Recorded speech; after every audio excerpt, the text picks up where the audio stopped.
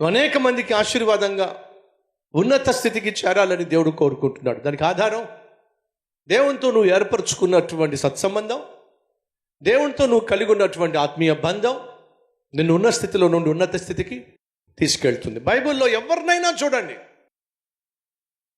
అబ్రహామును చూడండి, దేవుని దృష్టిలో నీతిమంతుడు, ప్రపంచానికి ఆశీర్వాదంగా మారాడు. యోసేపును చూడండి, నీతిమంతుడు, ఐగుప్తు దేశానికి ఆశీర్వాదంగా మారాడు.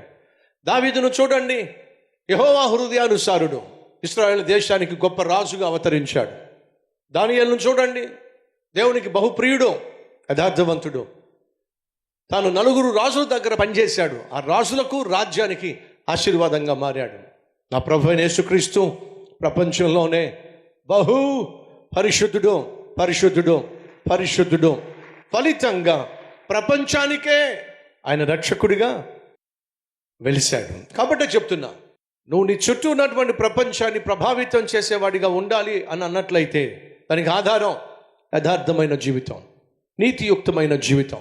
యథార్థవంతులను బలపరచుటకు యెహోవా కనుదృష్టి లోకమంతా సంచరిస్తుంది.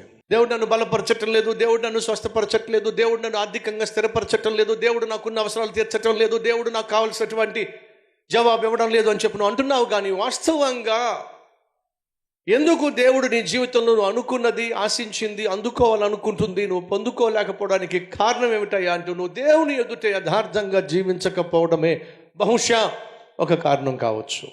ఎందుకంటే యథార్థవంతులను బలపరచాలని యెహోవా కనుదృష్టి లోకమంతా సంచరిస్తూ ఉంది. అదే సమయంలో నువ్వు చేసిన ప్రార్థనకు జవాబు రాకపోయినట్లయితే ఏదో ఒక పాపము నీ ప్రార్థన దేవుని సన్నిధికి వెళ్లకుండా చేరకుండా అడ్డుపడుతుందేమో, కాబట్టి నీ ప్రార్థనకు జవాబు రావటం లేదేమో. అందుకే నీ హృదయాన్ని ఒకసారి పరిశీలించుకో. విడిచిపెట్టని పాపం ఏదైనా, వదిలిపెట్టని అపవిత్రమైన అలవాటు ఏదైనా నీలో ఇంకా మిగిలి ఉందేమో, ఆ పాపమే నీ ప్రార్థనకు జవాబు రాకుండా అడ్డుపడుతుందేమో. ఒక్కసారి ఎందుకని నిన్ను నీవు పరిశీలించుకోకూడదు, ఆలోచించు.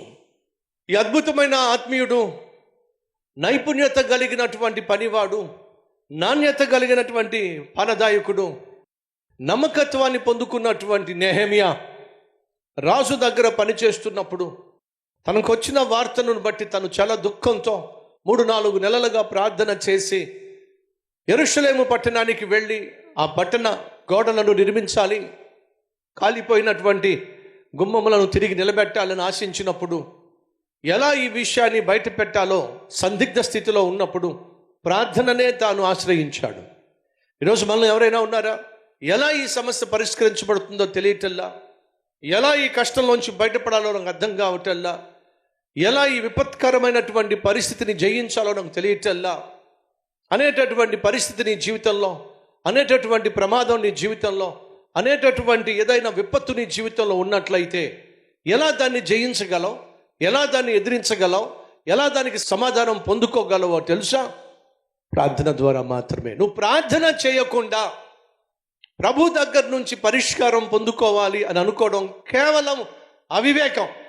ఈరోజు మనలో చాలామంది వాళ్ళు చేయాల్సిన ప్రార్థన చేయకుండా దేవుడు మాత్రం చేయాల్సింది చేసేసేయాలి అని ఆశించి అబాసుపాలైపోతున్నారు.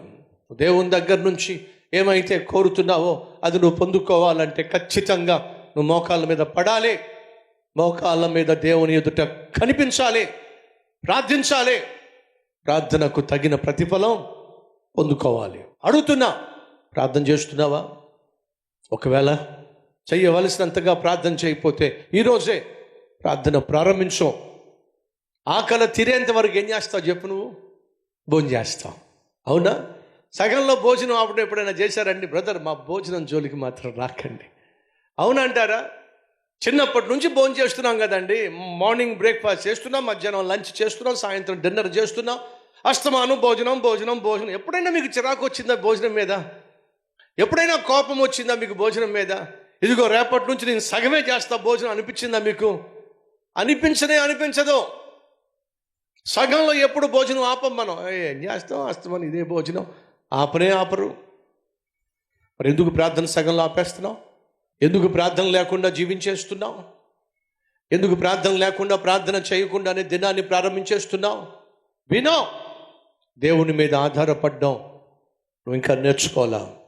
భువ్వ మీద ఆధారపడ్డావు, భోజనం మీద ఆధారపడి బతుకుతున్నావు, కానీ ఈ బ్రతుకుకు ఆధారమైనటువంటి దేవుని మీద నువ్వు ఆధారపడి జీవిస్తున్నట్లయితే ప్రార్థన చేయటం మానే ప్రసక్తి లేదో. ప్రార్థన చేయకుండా, ప్రార్థన లేకుండా నువ్వు బ్రతకడం సాధ్యము కాదు. అటువంటి ఉన్నతమైన ఆత్మీయ స్థితికి మనలో ఎంతమంది చేరారు? భోజనం అయినా చేయకుండా ఉండగలనేమో, కానీ ప్రభుతో మాట్లాడుకోకుండా, ప్రభుతో సంభాషించకుండా, ప్రార్థన చేయకుండా నా జీవితాన్ని నేను కొనసాగించలేను అనే ఉన్నత విలువైన ఆత్మీయ స్థితికి మనలో ఎంతమంది వచ్చాం? ఒకసారి ఆలోచించండి.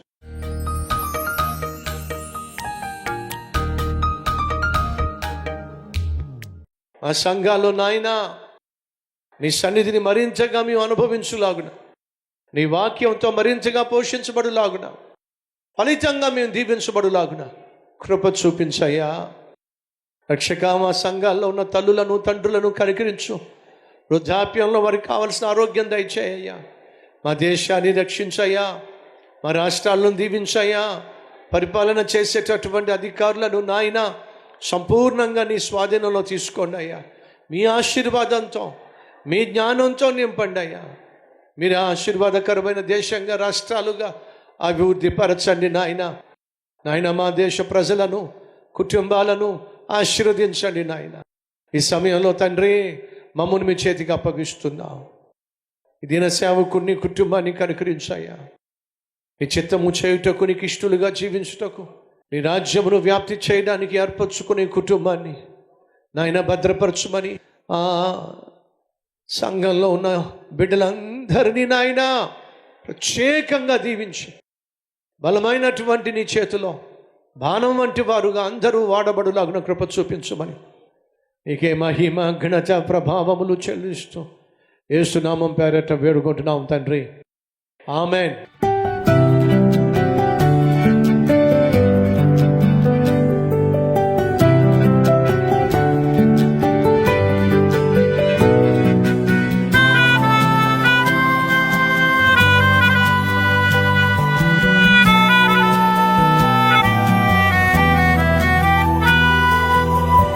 సందేశం మీకు ఆశీర్వాదకరంగా ఉంటే 10 మందికి షేర్ చేయండి, లైక్ చేయండి, మీకు నచ్చిన కామెంట్ పెట్టండి. మళ్ళీ రేపు ఇదే మార్నింగ్ డివోషన్లో కలుసుకుందాం.